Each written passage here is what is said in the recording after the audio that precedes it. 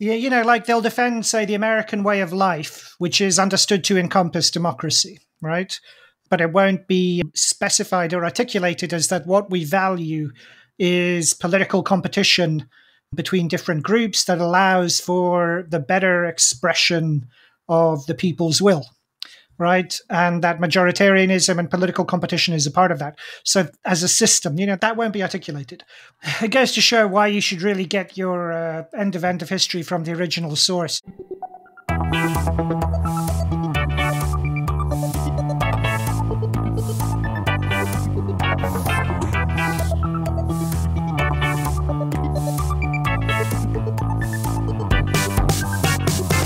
Milan ou Tripoli, Vilnius ou Benghazi, Paris, Moscou, on fait le bunga, bunga. Bangkok ou Bogota, Le Caire ou Jakarta, Gustavia, on fait le bunga, bunga. Stockholm ou Monaco, ou Montevideo, Oslo, Tokyo, on fait le bunga, bunga. Hello everyone, welcome back to BungaCast and specifically to Alpha Bonus, where it's a bit of a grab bag, but specifically a bag of mailbag. This is the letters to the editor, if you will, of the BungaCast magazine, where we deal with disgruntled of Surrey and of East Rutherford. With two ball bags and a cock to add to the mailbag. There's no need to be vulgar. Guess who the ball bags are? Look, hopefully we get some balls. Hopefully we get some balls in this bag. That's all I'm saying. You need them. I'm okay, but thank you. Let's move it on. We're going to be discussing, critiques of the left, but lack of solutions, post-communist disappointment, the limits of eco-modernism and abundance politics, and various kind of strands related to that. I'd like to say, before we get properly started, you may have noticed we have a newsletter. Now it comes out twice a month on Substack. We put a bit of it on Patreon, but Patreon is ugly and Substack makes it look beautiful. And it's a place to see our take on current affairs, which we do every 2 weeks, and as well as feature some relevant deep cuts from the archive, which you may have missed. Quite an archive now, rolling towards 500 episodes. And there's lots of stuff that we think sometimes we even forget about. And we're like, actually, good thing to bring up in relevance to some contemporary affairs. So something to check out there, as well as various other clips telling you what's just been and what's coming up. So if you're interested, sign up on Substack. But that's also for people who maybe aren't, dear patrons like yourselves, to be able to keep up to date with what we're doing on here if they're not yet subscribers. Anyway, that's just a little announcement. And what else? Before we get on to your very carefully worded letters, we are going to deal with the end of history, because there's a lot of discussion about the end of history these days. I've got a Google alert set up for the phrase, and ever increasing number of mentions of it, and they forget. And they now forget about fucking Bunga. royalty checks. Exactly. Why are you not doing your job, Bunga. Alex? You need to sort that out. Get on that.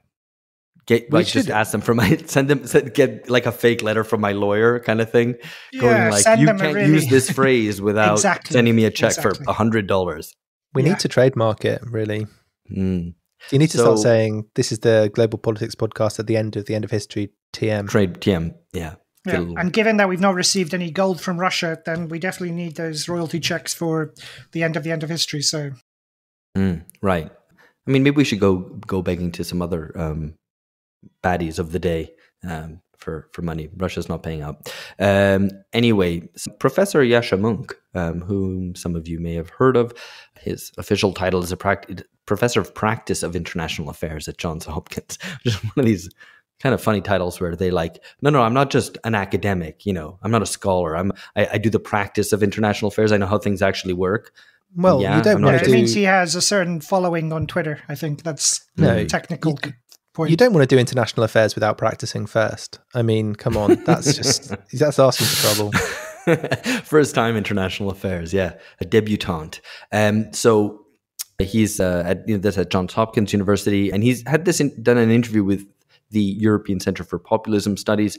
I don't think you even need to say populism anymore. We can just say politics. Right? So it's all populism. No need to specify. Anyway, he has this interview called "Second Trump Presidency Could Be Even More Dangerous Than His First." And in this interview, as well as in an article called "The End of History Revisited," Mounk poo-poos the idea of an end to the end of history. And so we thought we would unpick this a little bit and see what he discusses, see what his argument is, and where we stand in relation to it, given everyone's talking about the end of history these days. So this from his End of History Revisited article. The elected dictatorships erected by rulers such as Orban may ultimately prove to be but a detour on the tortuous route to democratic stability. It follows that the tempting phrase, the end of history, is for now premature. The past decade has taught us that the democratic consent condition has been breached. The internal contradictions of liberal democracy go deeper than many have long assumed. The autocratic contradictions condition, however, may yet hold. At this juncture, at least, it does not seem at all obvious that any systematic alternative to liberal democracy will do better at avoiding internal contradictions. The dream of a society without internal contradictions. Can lay a bed at night. I hate internal contradictions. I just think it's not cool. Come on, guys. So Mounk goes on to discuss, I'm going to bring you guys in just a second, that Fukuyama makes two big claims, one more explicit and one implicit. The explicit claim is that liberal democracy is the only legitimate system left, having seen off communism and fascism. This we're all very familiar with. The kind of subsidiary claim is that liberal democracy will be agile and successful in solving its internal problems. Mounk argues, in respect to this, that the first claim is still correct, that any system that has arisen to challenge liberal democracy doesn't really have that much going for it. They're all kind of, as we argue in our book, they're not very appealing. Some of them don't even make a universal pitch to the whole world, and many of them kind of are ridden with problems. So he mentions, for example, Shia theocracy, which has its problems and no universal appeal.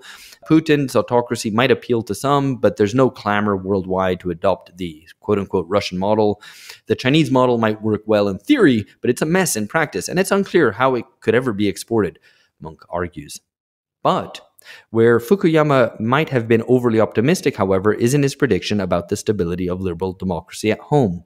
While liberal democracy remains the only legitimate regime form with genuine mass appeal worldwide, it is much more embattled and less popular domestically than it was in the past. Much scratching of chins.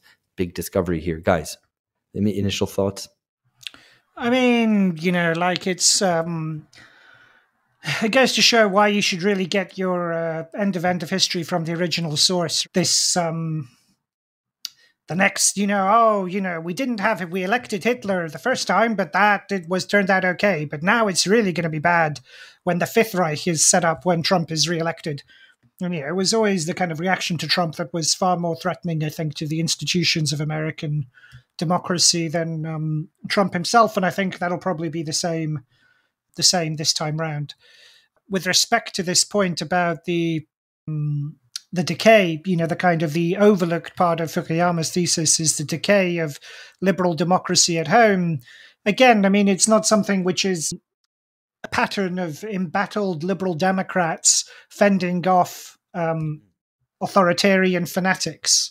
It's much more kind of a process. The very people who claim to stand for liberal democracy or have inherited liberal democracy, to be more precise, because there's very few people who would stand by what you could take as either classical democratic or classical liberal virtues, right? Yeah. Delegitimizing the idea of majoritarianism, delegitimizing the idea of popular consent, of civil liberties kind of being tossed out the window. So in all of those things, it doesn't seem to me like it's that process of decay is not because the Hicks are losing faith in democracy, though I'm sure plenty of them are, but also because there's no clear basis of support, including from the right-thinking kind of centrist, supposedly moderate crowd as well. So I think the picture is kind of more complex and to that extent also more dangerous and depressing than Mounk allows for. Yeah, I think it's also worth us being clear again, although maybe it's not listeners that we need to be clear to, it's people who don't listen to the podcast. But the whole idea of the end of history, this was the point at which the internal contradictions of the end of history period expressed themselves through Brexit and through Trump. So we kind of had already thought about that angle, but I think it probably, to take almost a symptomatic reading of this piece, it now is clear that if pre the end of history, you had alternatives to liberal democracy, and there was a competition for legitimacy. The end of history was a period where there were no alternatives. Now we're in this post end of history period, even if not the end of history, or some kind of modification is required, because there is, I think it is now pretty clear that liberal democracy is not legitimate, cannot legitimize itself on its own terms, and that is a new stage. So I think there is something of value in this, and this is probably ultimately what all of this talk about the end of history and this blowing up your Google alert, Alex, is really signaling to us, is that there is an increasing, I think, recognition that whatever started with 2016 was not a kind of a blip or whatever. It was a sign of a really deep decay and a what we've talked about a lot, a slow motion ongoing legitimation crisis that doesn't really seem to have an end, either in terms of return to legitimacy or an alternative. So I mean, I guess I could summarize my point by saying I think we were right all along and earlier. So that's not, I mean, sometimes you've got to be like, I was right, and I think we were right. I mean, I think there's a surprising misreading of the end of history thesis, and not just ours, but I think in general, those who have used the phrase, that there isn't a claim made that there are now real, credible, amazing, tasty alternatives to liberal democracy out there. The claim was always about the breakdown of the triumphalism of the end of history, of the sense of liberal democracy's inevitability, of its ability to deal with these problems. And our argument was like, well, it's not, and liberal democracy is being eroded from within by its advocates, and indeed also that those who stand opposed to it, suppose it, the kind of right-wing populists, the authoritarians, the blah, blah, blah, are actually not that different, really, from the kind of liberal Democrats.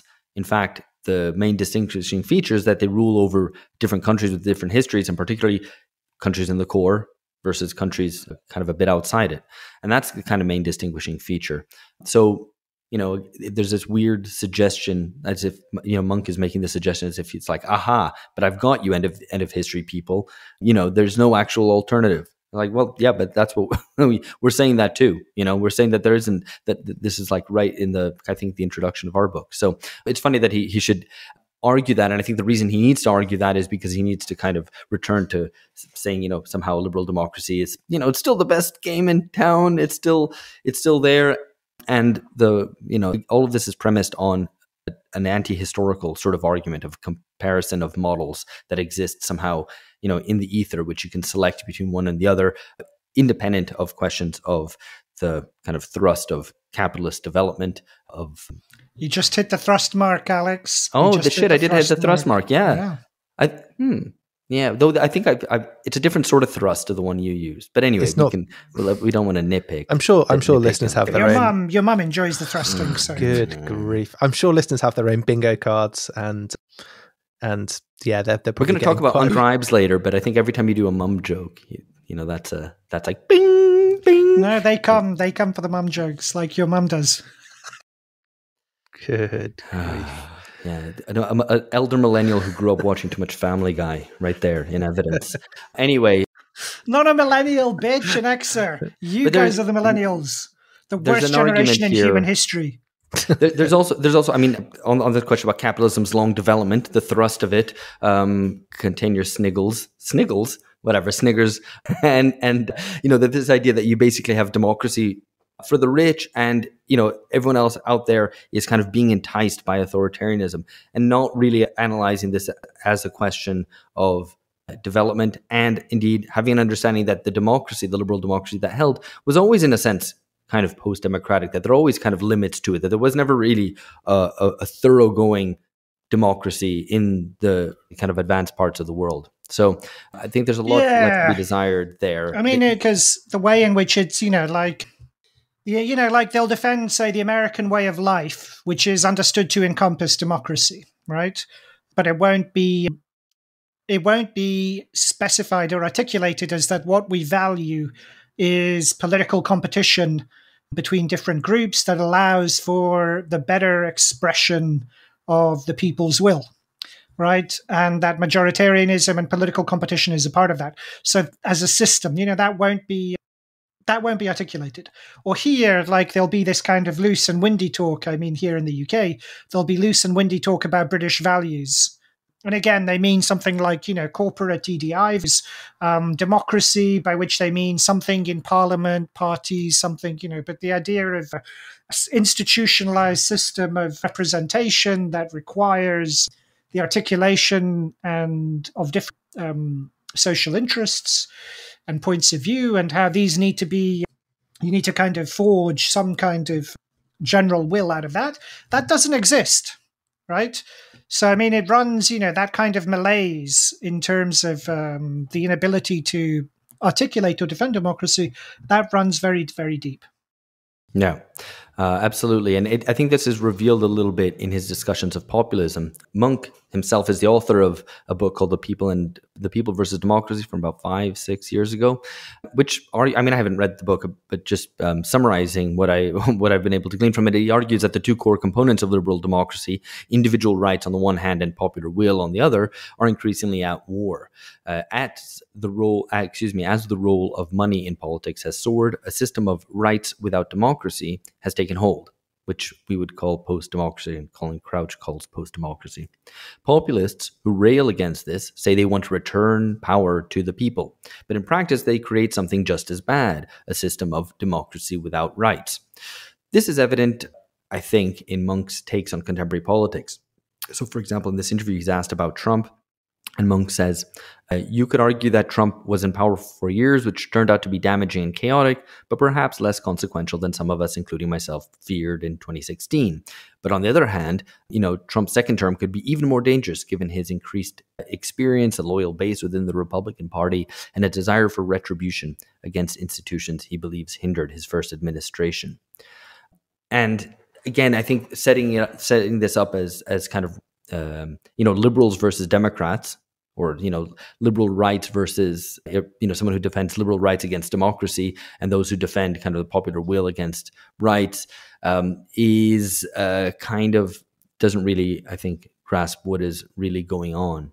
I don't know if you guys have a take on this. No, I agree with you. I think and apologies for mentioning this book yet again, but in Peter Mayer's Ruling the Void, his account of the changing understanding of democracy is a materialist one. And he distinguishes between the kind of the popular sovereignty aspect, that's the kind of more socialist history one, and then the more liberal one, which is about the rule of law, kind of judges, individual rights. And he says that the reason why that second kind of conception of democracy is much more dominant through the 90s and noughties, and it's accelerated even more in the last, recently, since he wrote the paper that became that book, is because of withdrawal of the people, or people in the elites, decision in the elites simultaneously, from politics. So it really is there is a change in what politics is, which changes the definition of democracy. And I think that is a much more compelling account, and it is also why Mounk's not correct to say that the bad people want a system of democracy without rights, because populism isn't the same thing as popular sovereignty, and we know this because there's no account of representation in any kind of populist approach to politics. Or we've talked about this probably ad nauseum, at least at length. Well, but yeah. I think he also kind of puts it to find a point on, or not even to find a point, but he strives for a kind of analytical clarity in going, well, there's liberals on the one side who aren't very democratic, and Democrats on the other who aren't very liberal. And he overstates the case, because the kind of liberal technocratic center, which are the people who defend liberal rights against democracy in Mounk's view, don't defend liberal rights very well at all. What they do is they defend the institutional bulwarks against either majoritarianism or against kind of some sort of authoritarianism, or indeed kind of patrimonialism, other forms of kind of corruption and mixture between private and public interests and so on. So it's not entirely right to say that, the liberal side of them are actually good liberals, because they're not. And on the other side, the Democrats who are not liberals, the illiberal Democrats, to use Viktor Orban's phrase, Mounk is right, obviously, that saying that, they're going to create something just as bad. But I think he also, again, mischaracterizes what's really going on there, because what it is like not really enshrining the popular will in any significant way. What it is a kind of use of populist gesturing to kind of wear down institutions, to kind of play out a kind of a game of popular representation without any substance to it. So kind of both sides are complicit in being both illiberal and anti-democratic, but in kind of lowercase sort of ways. And then no, it's like Michael Lind said, right? It's, kind of oligarchs versus populists. And that classic Latin American kind of model is spreading around the world. So, and they both, the kind of the cycle, as it keeps on feeding off itself, it keeps on gnawing away at the nation until you kind of end up with, what's that country called? It's quite big, important, but never has a future. Somebody should write a book about that, something like along those lines. Right. I can't remember what that. There's so many countries, you can't really keep track of all of them. The interesting thing, at least Latin American populists of the 60s and 70s, or whenever, or indeed earlier than that, really the 30s and 40s, were able to speak for popular interests in a way that Viktor Orban does not. It's a good point. There is a difference as well, right? And I suppose, like if you compare, even within populism, if you compare phenomena like Vargas or Peronism to what we have today, kind of, Trump and Orban and Farage, even that in itself is a decline, and that's saying something already, Yeah, absolutely. Yeah. The one final point I wanted to bring up, which I think is indicative of the way that Mounk sees things, his explanation for populism, and again, the most slippery of all terms, but anyway, he can put it down to economic stagnation, rapid sociocultural change, and social media. And I don't think any of those things are untrue, though to a certain extent, some are more dependent variables than others. But what's interesting in terms of what he misses out, right? So he's going, well, people are getting kind of poorer or not seeing economic advance. They're seeing the society change, mass immigration, lack of kind of control, and social media, which democratizes communication, but without really giving you a sense of power. Okay. Fine, agree with that. And therefore, these people are not voting for your Tony Blairs and Bill Clintons, and they're voting for your Nigel Farages and your Donald Trumps, right? Okay, cool. What he misses out is the question of political representation or its absence, the absence of promises made to the populace. And I think he underestimates this element because I'm kind of maybe interpreting too much here, but he kind of goes, well, look, and generally this is the argument beyond Mounk, is that, look, people don't really care about politics. So how can you say that the absence of political representation matters? Because people are just kind of at home doing their own thing. They don't really care about politics. And to the extent they care about it, it's just to say, I don't trust you. So how can you have politics as like an explanatory element for why people are voting for populism? Well, I think that reads history backwards, right? People don't care about or don't trust politics and politicians now because of a crisis in civil society, a crisis in the relations between state and civil society, and a crisis in the state and its legitimacy. And because of that crisis, people kind of have fallen out of politics, right? But Mounk kind of takes that as read and reads history backwards and goes, people don't care about politics. Therefore, they never really did care about politics. There was never any expectation of representation. And therefore, the lack of representation and the kind of dismissive way that the political class treats the electorate is not really a factor in populism. Like we can't blame the good centrist liberal Democrats for having abandoned the people because, the people weren't interested in us ever in the first place, right? They never wanted anything from us. So that can't be the reason. It must be because of economy, because of cultural change, because of like changes from an all-white society to a more mixed one. It must be because of social media. It can't be because of this political process and a crisis in the state and in a crisis in civil society. And I think that element really often gets missed out in these discussions of populism. Agree. I mean, there's clearly something wrong. The question of where you put the blame is obviously a political one. How you have that explanation, and the more that you're inclined to basically blame the people for not being interested, for not being, we'll probably come on to this, intelligent enough to interpret information. Yeah. Or like, economic stagnation as if it's somehow just kind of an external. Anyway, these things all need to be kind of brought together. And we try to do that on this podcast, hopefully to some at least a bit of success. Anyway, let's deal with your questions. Hi there, friends. This is the end of a sample from an episode available only to subscribers at patreon.com/bungacast. For $7 a month, subscribers get at least 4 original exclusive episodes a month, featuring Alex, George, and Phil, as well as our regular contributors, Alex Gurovich, Amberly Frost, Catherine New, and Lee Phillips. We've got episodes on current affairs, extended interviews, exclusive episodes on theory, history, culture, docuseries, analyses of film, and our responses to listeners' questions and criticisms. And for $12 a month, you also get access to the very special BungaCast Reading Club, where we present the key books and essays necessary for understanding the world today, how we got here, and where we might be going. Of course, if you just want to try us out, there's also a $3 entry tier giving you 1 exclusive episode a month. We do hope you'll join us. These are turbulent times, and ideologically confused ones as well. We tried to find some political clarity so that we might move beyond the age of bunga bunga.